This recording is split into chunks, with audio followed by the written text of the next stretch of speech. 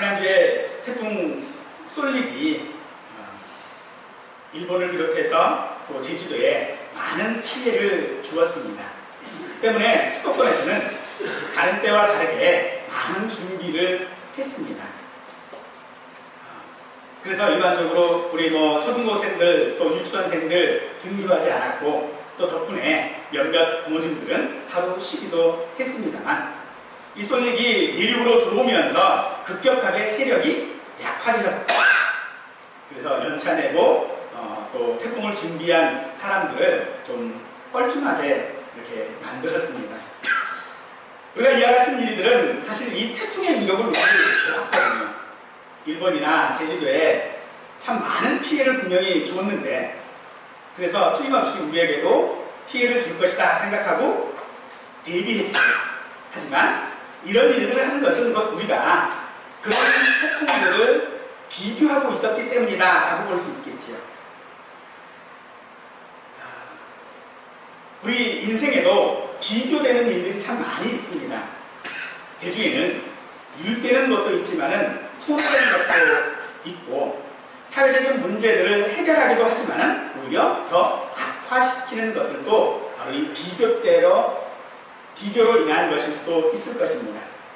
우리 성도들에게 있어서도 신앙생활에 비교하는 경우들이 참 많이 있습니다. 무엇에 비교하느냐에 따라서 그 유익함이 달라지겠지만, 보통의 신앙인들이라면 오늘 이 이야기에 등장하는 바리새인과 내가 같지 않다라는 것에 아마도 감사하고 있지 않을까 생각합니다. 그런데 그러면 당신이 바리새인이 아니라면 당신이 세리입니까? 라고 물어보면 또 세리는 되기 싫은 거죠. 이렇게 우리는 서로 비교라고 하는 것들을 하게 되어지는데, 오늘 이 비교를 통하여서 오늘 우리가 어떤 분과 우리를 비교해야 하는지를 이 시간 함께 생각해 보도록 하겠습니다. 지난주에 기도할 때 낙심하지 말아야 함을 불의한 재판장에게 날마다 찾아가서 원한을 풀어주기를 간청했던 한 과부를 통해 말씀하신 후에 이어서 하신 우리에게 너무나도 익숙한 비유이기 때문에 우리는 이 비유가 기도에 관한 이야기다라고 선입견을 가지고 있기 쉽습니다. 실제로 한 사람은 거만한 태도로 기도를 올렸고, 그런 태도로 말미암아 비판을 받았을 뿐 아니라 다른 한 사람은 겸비한 기도를 통하여 칭찬을 들었던 것과 같이 이 이야기의 내용은 분명 기도입니다만, 9절에서 또 자기를 의롭다고 믿고 다른 사람을 멸시하는 자들에게 하신 비유라고 말씀하고 계십니다. 즉 오늘 이 비유는 의의 문제와 자기 노력으로 경건의 목표를 이룰 수 있다라고 믿는 사람에게 하신 비유다라는 것입니다. 잘 아시는 이야기이기 때문에 자세한 이야기는 생략하겠지만, 대략적으로 이 두 사람에게는 두 가지의 공통점이 있습니다. 두 사람 다 성전에 올라갔다라고 하는 것이고요. 또 하나의 공통점은 두 사람 다 다른 사람들과 떨어져서 기도했다라고 하는 것입니다. 그러나 그 결과는 한 사람만 의롭다함을 받았습니다. 이 두 사람, 바리새인과 세리는 기도하기 위하여 성전을 찾았다고 기록하고 있는데, 이는 개인적인 기도를 하기 위해서 성전을 찾은 것이 아니고요, 공적인 예배에 참여하기 위해서 성전에 올라갔던 것입니다. 당시는 매일 드려지는 예배, 즉 제사가 있었는데 그것은 속죄제라고 하는 것이었습니다. 이 속죄제는 하루에 2번 혹은 오전 9시와 그리고 오후 3시에 드려졌다라고 합니다. 이 속죄제에 참여한 예배자들은 제사장이 어린 양을 희생제물로 삼아 제사장의 의식을 행할 때에 그 진행되는 모습들을 가만히 지켜보고 있다가 제사장이 성소로 들어가면 자신들의 개인적인 기도를 했다라고 합니다. 이 사실은 누가복음 1장에 세례 요한의 탄생을 예고하는 장면에서 우리가 확인해 볼 수 있는데, 세례 요한의 아버지였던 스가랴가 자신의 때를 따라서 이 제사장의 직무를 행할 때에 그가 성소에 들어갔을 때 밖에서 백성들은 기도하고 있었다라고 하는 기록을 통해서 우리가 쉽게 확인해 볼 수 있습니다. 매일 2번씩 드리는 이 속죄제 때 자기를 의롭다고 여기는 사람과 자신을 죄인으로 아는 사람을 비교하는 것이 오늘 비유인 것입니다. 그러면 의롭다라고 하는 것은 무엇을 의미하는 것이겠습니까? 당시 헬레니즘 문화 속에서 예의 바르고 관습과 법규를 잘 지키는 사람에게 일반적으로 생각하는 것이 바로 의로운 사람입니다. 오늘날도 이 사실은 별반 다르지 않을 것입니다. 따라서 의롭다라고 하는 것은 어떤 자격을 갖춤으로써 칭찬할 만한 것이 있다라고 할 수 있을 것인데, 하지만 성경에서는 이 의롭다라고 하는 것을 의롭다라고 하는 것이 아니라 오히려 관계를 말하고 있음을 우리는 발견할 수 있습니다. 하나님과의 사람, 또 사람과 사람, 사람과 동물 혹은 사람과 자연 사이에 어떤 관계를 규정하는 것을 우리는 의라고 하는 것입니다.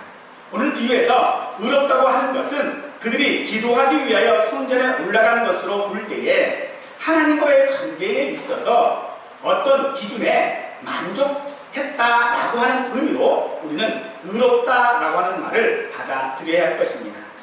네가 선지자는 그 기준을 오직 정의를 행하며 인자를 사랑하며 겸손하게 내 하나님과 함께 행하는 것이라고 말하고 있습니다. 그러므로 오늘 자신을 의롭다고 여기는 사람은 정의롭고 친절하고 사람을 사랑할 뿐 아니라 하나님과 동행하는 사람이어야 한다는 것입니다.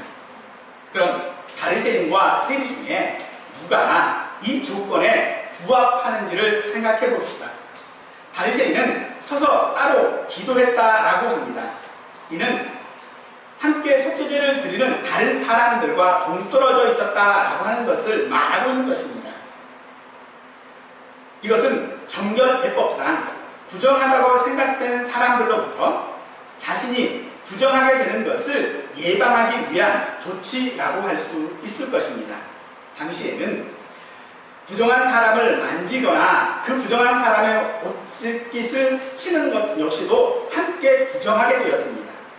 그래서 이 바리새인은 그런 사람들과 함께 섞임으로 말미암아 부정하게 된 사람들, 부정할지도 모르는 사람들을 통하여 자신도 모르게 자신이 부정하게 되는 것을 방지하고자 그 무리들과 떨어져서 속죄제를 드리게 된 것이지. 때문에 이 바리새인은 무리와 따로 떨어져 있음으로 인하여서 다소 큰 소리로 기도할 수 있었던 것입니다. 그가 의도한 바인지는 알 수 없지만 그는 의롭지 못하고 부정한 자들을 가르치는 그런 기도를 하게 되었습니다. 유대인들에게 있어서 기도라고 하는 것은 죄를 고백하거나 받은 것에 대하여 감사하거나 자신과 다른 사람을 위한 간구를 기도라고 생각합니다.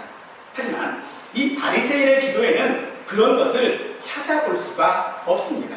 따라서 이 사람은 지금 기도하고 있는 것이 아니라 자신의 의로움을 드러내고 자랑하고 다른 사람들, 특히 부정하고 의롭지 못한 세리와 같은 사람들이 자기를 부러워해 주기를 내심 기대하고 지금 기도하고 있다라고 볼 수 있는 것입니다.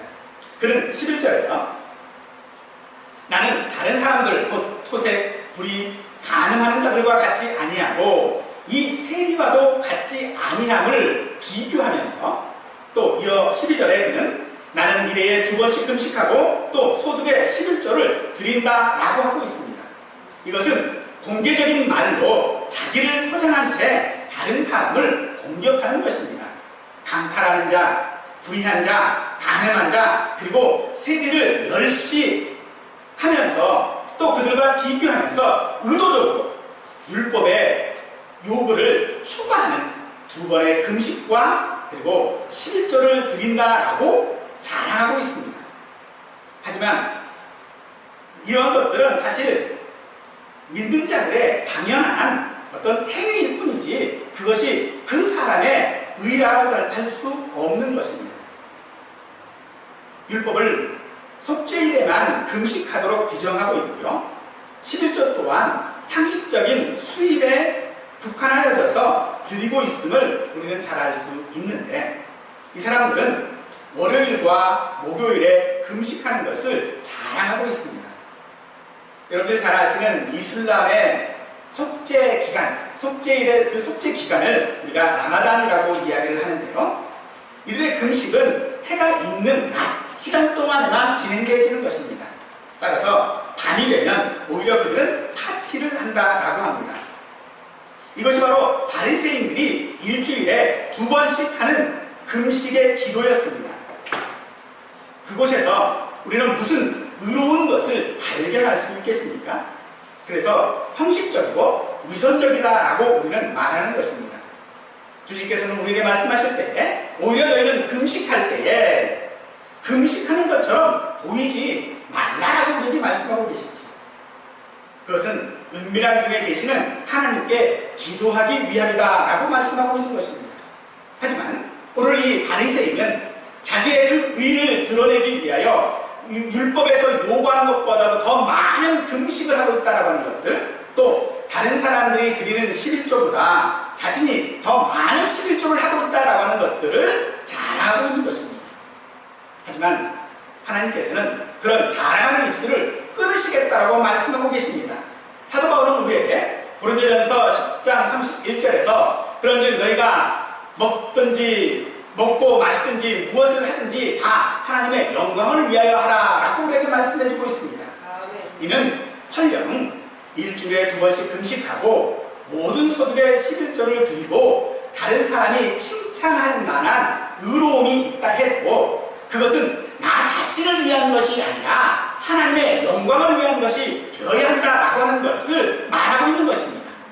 바리새인처럼 다른 사람과 비교하는 것이 아니라 우리가 비교해야 할 대상은 하나님이어야 한다라고 하는 것을 우리에게 말씀하고 있는 것입니다.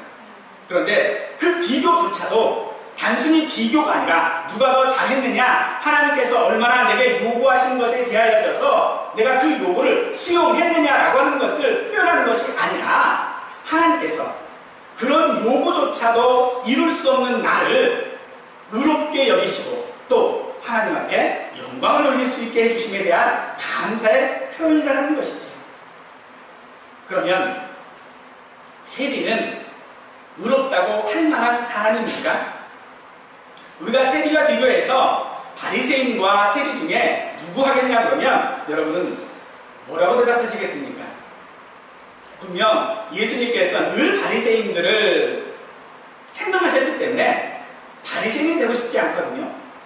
그렇다고 해서 세리는 되고 싶습니까? 아니요. 세리는 당시 모든 사람들에게 죄인의 대명사였습니다. 그러니 그 세리도 되기 싫은 것이죠. 그러므로 오늘 이 세리가 의롭다함을 받았다라고 하는 사실은 사실 바리새인뿐만 아니라 오늘 이 자리에 이 말씀을 접하고 있는, 이 비유를 접하고 있는 저와 우리 모두에게도 사실은 충격일 수밖에 없는 것입니다. 이 세리 역시도 다른 사람들과 떨어져서 기도했습니다. 이 역시 정결예법대로 한 것이다 라고 볼 수 있을 텐데, 다른 사람과 이가 떨어져 있었던 이유는 바리새인의 그 떨어진 이유와는 정반대입니다. 바리새인은 자기가 더럽혀지는 것을 방지하고자 떨어져서 기도했지만 이 세리는 자신의 부정함을 알았습니다. 자신의 죄인됨을 알았습니다. 자신이 얼마나 부정하고 얼마나 의롭지 못한 사람인 것을 그는 너무나도 잘 알고 있었습니다. 정결 예법뿐만 아니라 모든 것에 비춰져서 자기 스스로가 죄인 것을 알고 있었다는 것입니다. 그러므로 자기와 접촉하는 사람이 자기로 인하여져서 더럽혀지는 것을, 부정한 사람이 되어지는 것을 방지하고자 그는 스스로 사람들과 가까이 하지 아니하고 동떨어져서 예배하고 기도했다라는 것입니다. 이것이 바로 세리가 우리 가운데 함께 있지 아니하고 떨어져 있었던 이유인 것이죠. 13절에서 세리는 다만 가슴을 치며 이르되 하나님이여 불쌍히 여기소서 나는 죄인이로소이다 라고 했습니다. 세리는 가슴을 치며 기도했습니다. 보통 가슴을 치는 행위는 장례식 때에 참석한 사람들이 하는 행동으로서 죽음과 같은 비통한 경우에 행하여지는 것입니다. 그렇다면 이 세리는 지금 자신의 의롭지 못한 것 때문에 심히도 괴로워하고 있음이 분명한 것입니다. 우리는 세리가 이렇게 자신의 가슴을 치며 자신이도 괴로워하고 있는 것들을 발견할 때에 오늘 우리의 모습을 발견해야 될 줄로 믿습니다. 세리는 어린 양을 통한 속죄제를 통해 자신의 죄를 발견했습니다. 자신이 얼마나 부정하고 의롭지 못한 것을 그는 심히도 비통해하며 가슴을 친 것입니다. 그러므로 지금 이 사람에게 하나님의 은혜가 필요한 것이고 속죄제를 통해 자신의 죄가 사하여졌다라고 하는 것을 간절히 기대할 수밖에 없는 심정인 것입니다. 사랑하는 성도 여러분, 오늘 우리는 이 예배를 통하여 무엇을 발견하십니까? 오늘 우리는 속죄제를 통하여 자기를 대신하여 희생하는 그 양의 희생을 보고도 가슴을 치며 피통해했던 세리를 우리는 발견할 때에 그 세리가 바로 나 자신이어야 하는 것을 발견해야 할 줄로 믿습니다. 네. 우리가 죄인인 것을 발견해야 합니다. 아멘. 우리가 하나님의 은혜가 필요한 자인 것을 발견해야 하는 것입니다. 아멘. 우리가 죄인이라는 것을 알게 되면 사실 아담과 하와처럼 하나님의 얼굴을 피하여 그 벌거벗은 것이 다 드러날까 두려워 숨어야 하는 것이 마땅합니다. 또 이사야 선지자가 자신의 그 부정함을 발견하고 화로다 나는 망하게 되었도다 라고 고백한 것처럼 우리는 우리 자신이 이제 망하게 되었다라고 세리와 같이 가슴을 치며 비통해할 수밖에 없는 것이 오늘 우리 모습인 것입니다. 베드로는 예수님의 하나님 되신, 즉 자기의 그 연약함과 자기의 죄됨을 발견했을 때에 주여 나를 떠나소서 나는 죄인이로소이다 라고 그는 했습니다. 아니 그렇게 할 수밖에 없는 것입니다. 사랑하는 여러분, 오늘 우리가 죄인인 것을 발견한다면 우리는 우리의 가슴을 칠 수밖에 없다는 것입니다. 아멘. 하나님 앞에 자신의 부족함들, 자신의 부정함들, 의롭지 못함을 발견하는 사람들은 이와 같이 다 같은 것입니다. 이와 같이 같은 반응을 보여야 한다는 것입니다. 그렇게 하나님 앞에 비통이 할 때에 그 비통하는 그런 우리의 모습들을 하나님이 보셨을 때에 하나님은 우리에게 이렇게 말씀해 주고 계십니다. 너희 죄가 주홍같이 붉을지라도 주홍 같을지라도 눈과 같이 희어질 것이요 진홍같이 붉을지라도 양털같이 희어지리라. 하나님 앞에 죄인임을 발견하고 고백하는 사람들에게 하시는 하나님의 말씀입니다. 하나님 앞에 우리는 망하게 된 자들이지만 그런 우리에게 하나님은 오라고 말씀하십니다. 그리고 그 모든 죄를 해결하여 주실 것이다라고 하십니다. 주홍 같고 진홍 같아도 하나님 앞에 우리는 서야 될 줄 믿습니다. 세리가 하나님 앞에 자신의 그 비통함을 가지고도 하나님 앞에 기도하고 섰던 것처럼 오늘 우리 자신도 하나님 앞에 서야 하는 것입니다. 오늘 우리가 하나님 앞에 잘못한 것들이 얼마나 많이 있습니까? 그러나 그 잘못한 것을 깨달아서 숨는 자가 아니라 그 잘못한 것 때문에 망하게 되었다라고 울고 있을 것이 아니라 그것을 해결하실 수 있는 분 바로 하나님 앞에 나아가야 하는 것입니다. 하나님 앞에 서야 하는 것입니다. 하나님 앞에 섰을 때에 하나님은 우리의 그 주홍 같고 우리의 그 진홍 같은 죄들을 눈같이 양털같이 해주시겠다라고 약속하고 계십니다. 아니 예수 그리스도를 통하여 그 약속은 이미 이루어졌습니다. 하나님 앞에 나오고 오늘 예배하는 이 자리에 있는 우리들에게 하나님은 세리처럼 의롭다고 하시는 줄로 믿습니다. 아멘. 사랑하는 여러분, 하나님 앞에 나오셔서 사죄의 은혜를 깨닫기를 합니다. 우리를 깨끗하게 하시는 분이신 것을 깨달으시기 바랍니다. 바로 그런 사람이 하나님 앞에 의롭다고 인정받는 의인인 줄 믿습니다. 이 이야기의 결론은 사실 분명합니다. 14절에서 저 바리새인이 아니고 이 사람이 의롭다 하심을 갖고 그의 집으로 내려갔느니라 라고 예수님은 선언하고 계십니다. 하나님께서 하신 말씀과 다르지 않습니다.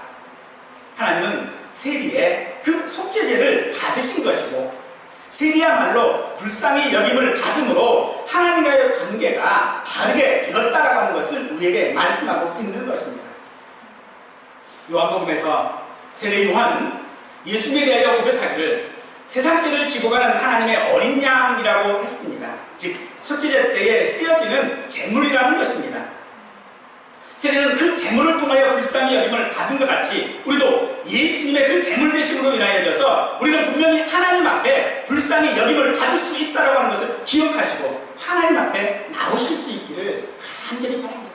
아멘. 하나님과의 바른 관계, 즉 하나님께서 의롭다고 인정하시고 불쌍히 여기시는 사람은 하나님께서 높여주시겠다라고 말씀하십니다. 그러므로 오늘 이 이야기의 진짜 초점은 기도할 때에 보여야 할 겸손이라고 하는 것이 아니라 우리가 하나님 앞에 어떻게 의롭다 하심을 받는지입니다.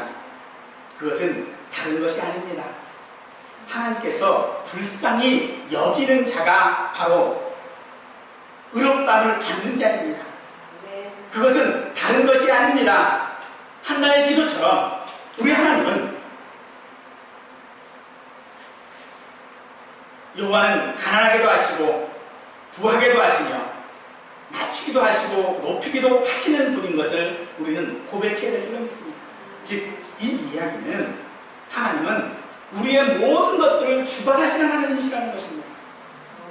그것은 단순히 내가 세상적으로 높여지고 낮아지고 내 물질이 많아지고 없어지고 혹은 내 건강이 좋고 나쁨이 아니라 나의 죄까지도 내 속에 있는 이 악함까지도 내가 가지고 있는 연약함까지도 하나님은 다 어찌하실 수 있는 분이라고 하는 고백입니다. 그러므로 내가 가지고 있는 이 모든 문제를 해결해 주실 하나님 앞에 우리는 나아가야 하는 것입니다. 우리 하나님은 우리를 불쌍히 여겨주시는 분이십니다. 우리는 죄인이라서 사실 감히 하나님 앞에 설 수 없는 존재들입니다. 우리가 정말로 하나님 앞에 내가 죄인인 것을 깨닫는다면 하나님의 낯을 피하여 숨을 수밖에 없고 나는 망하게 되었다라고 고백할 수밖에 없고 나는 죄인입니다. 나는 죄인 중에 괴수입니다라고 고백할 수밖에 없는 우리들이지만 그런 우리에게 하나님은 불쌍히 여겨주십니다. 그래서 하나님 앞에 설 수 없는 존재이지만 하나님을 찾고 하나님 앞에 나오게 되어지면 아담과 하와에게 그의 부끄러운 것들을 가려주시고 이사야나 베드로에게 사명을 주신 것 같이 오늘 우리에게도 하나님은 하나님 앞에 설 수 있는 자가 되게 하여 주신다는 것입니다. 사랑하는 여러분, 우리는 그런 하나님 앞에 있어야 합니다. 다윗은 주는 선하사 사죄하기를 즐거워하시며 주께 부르짖는 자에게 인자함이 후하시다라고 노래했습니다. 다윗이 이같이 노래할 수 있는 것은 그가 자신이 죄인임을 깨달을 때마다 하나님 앞에 있었기 때문에 가능한 것입니다. 바세바의 일로 그는 나단 선지자의 책망을 받았을 때에 즉시로 그는 하나님 앞에 나갔습니다. 인구 조사를 통하여져서 백성들의 죽음, 연병으로 인한 죽음이 있을 때에 그는 하나님 앞에 나갔습니다. 뿐만 아니라 하나님께서 성전을 짓기를 원하는 다윗의 마음을 거절하셨을 때에도 그는 하나님 앞에 나아갔습니다. 그리고 그 하나님 앞에 있는 자기 자신을 발견했습니다. 하나님의 은혜 아니면 설 수 없고 하나님의 은혜가 아니면 살아갈 수 없는 자신의 인생을 발견하게 되었고 그 하나님 앞에 섰을 때 하나님은 다윗을 위하여 성전을 짓겠다고 말씀하십니다. 다윗을 위하여 성전을 예수 그리스도인 줄 믿으시기 바랍니다. 아멘. 사랑하는 성도 여러분, 우리는 그 하나님 앞에 서야 합니다. 그것은 곧 은혜의 자리, 하나님께서 우리에게 허락하신 자리인 줄 믿습니다. 그 자리에 나오는 모든 죄인들을 하나님은 불쌍히 여기실 것입니다. 사랑하는 여러분, 오늘 이 자리가 그 은혜의 자리 되시기를 바랍니다. 오늘 이 예배의 시간이 하나님 앞에 서는 시간이 되시기를 바랍니다. 오늘 우리의 그 어떤 연약함도, 그 어떤 잘못들도 하나님 앞에 서면 하나님이 다 용서하여 주시고, 오늘 우리를 이 세리와 같이 의롭다고 여기심을 받으실 것입니다. 이 세리와 같이 의롭다함을 받고 집으로 돌아갈 수 있을 것입니다. 사랑하는 성도 여러분, 오늘 우리가 참으로 알아야 하는 자, 바로 나는 내가 부러워하지 않는, 내가 되고 싶지 않은 세리가 아니라, 아니 어쩌면 이 세리보다도 더한 주인일 것입니다. 어쩌면 이 바리새인보다 더한 착각 가운데 살아가고 있는 자인지도 모를 것입니다. 그러나 우리 주님이 우리를 대신하여 속죄제가 되시고 어린 양이 되신 것 말미암아 우리의 모든 것들을 해결해 주셨습니다. 그 하나님 앞에 그 예수님의 피를 힘입어 나감으로 말미암아 의로운 자로 살아가실 수 있는 저와 우리 모두가 되시기를 간절히 축원드리겠습니다.